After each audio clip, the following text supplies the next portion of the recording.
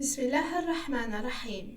Alhamdulillahi Rabbil Alamin, wa salatu wa salamu ala Sayyidina wa Nabiyina Muhammad, wa ala ahlihi tayyibin tahirin, wa sahbihi al-muntajabin, wa ala jami' al-anbiya illahi wal mursalin.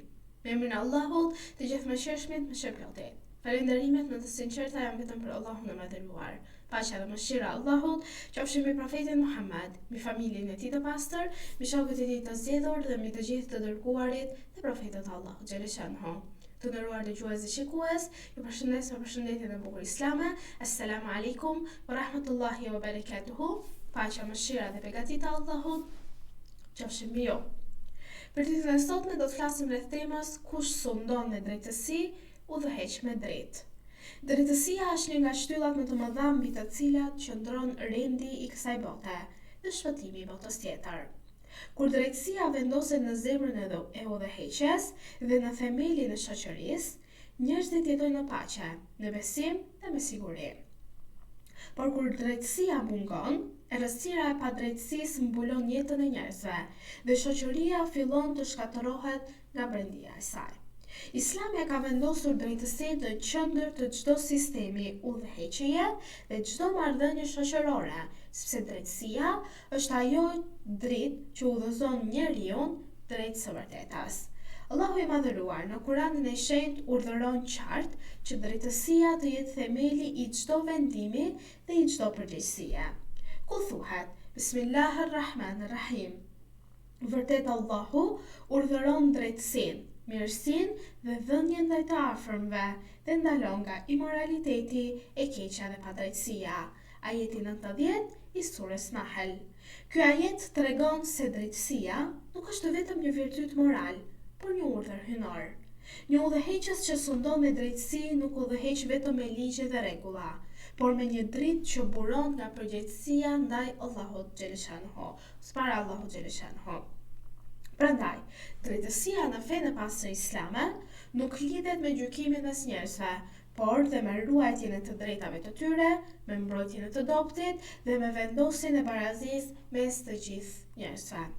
Allahu gjithashtu thot në Kur'anin e shenjtë, Bismillahirrahmanirrahim: O ju që besuat, bëhuni të palëkundur në drejtësi, dëshmitar për Allahun, edhe sikur kjo të jetë kundër vetes tuaj, prindërve apo të afërmve. Ajeti 135 i surës Nisa. Ky ajet e ngre drejtësinë në një nivel shumë të lartë, sepse besimtari është i thirrur të jetë i drejtë edhe kur drejtësia është kundër interesit të tij personal.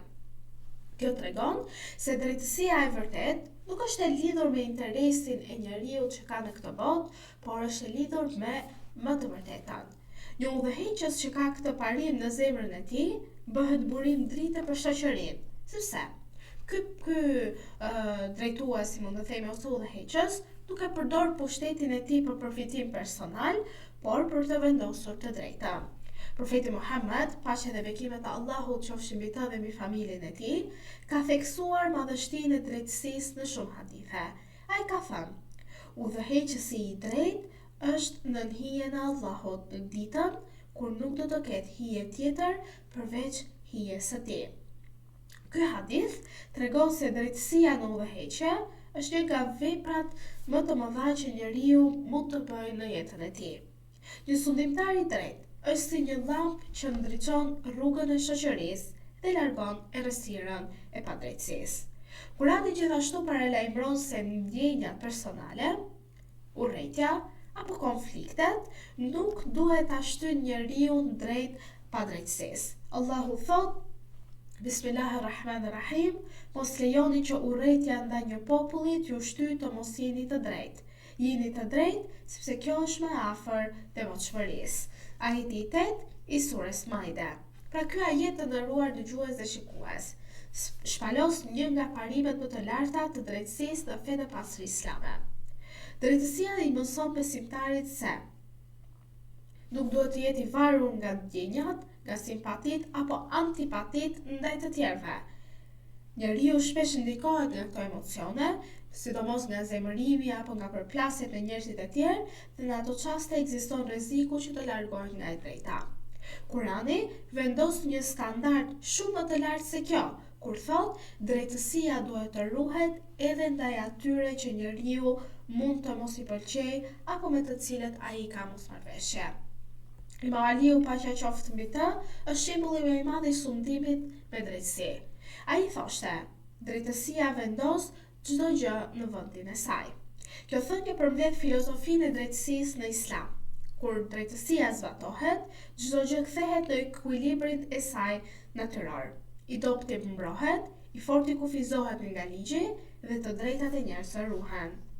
Në një çast tjetër, Imam Aliu, drejtuar Malik e Shterit në një letër dërguar atij, i thot: "Bëje zemrën tënde plot mëshirë për njerëzit dhe drejtësi ndaj tyre, sepse ata janë ose vëllezërit e tu në fe, ose të barabartë me ty në krijim." Dhe ky udhëzim, të nderuar dëgjues dhe shikues, është një nga parimet më madhështore të drejtësisë në historinë e njerëzimit. Ai tregon se drejtësia nuk duhet të kufizohet vetëm brenda kornizave të atyre më të afërmve apo të njëjtët me ne, në besim, në racë e shumë të tjera, por drejtësia duhet të qëndrojë në çdo qenie njerëzore. Shoqëritë që ndërtohen mbi drejtësi janë të qëndrueshme dhe të forta, ndërsa ato që mbështeten mbi padrejtësinë janë të destinuara të bien herët apo vonë. Historia e njerëzimit e ka dëshmuar këtë shumë herë me radhë. Kur udhëheqësit sundojnë me padrejtësi, njerëzit humbasin besimin dhe shoqëria zhytet në kaos të vërtet. Por kur drejtësia bëhet udhërrëfyese, shoqëria ndriçohet me dritën e sigurisë dhe të besimit të plotë. Prandaj, të nderuar dëgjues dhe shikues, fjala kush sundon me drejtësi udhëheq me dritë nuk është thjesht një shprehje e bukur dhe aq kalon, por është një realitet i thellë moral dhe hyndon njëkohësisht për të gjithë.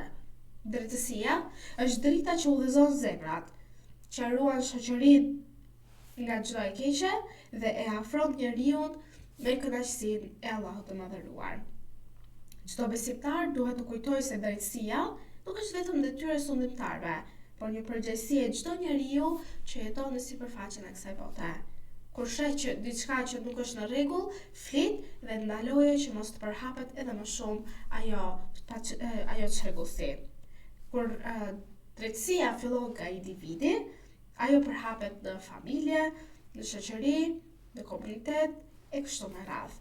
Atëherë drita e drejtësisë kurse si nuk bie, por bëhet një dritë që ndriçon gjithë jetën e njerëzve.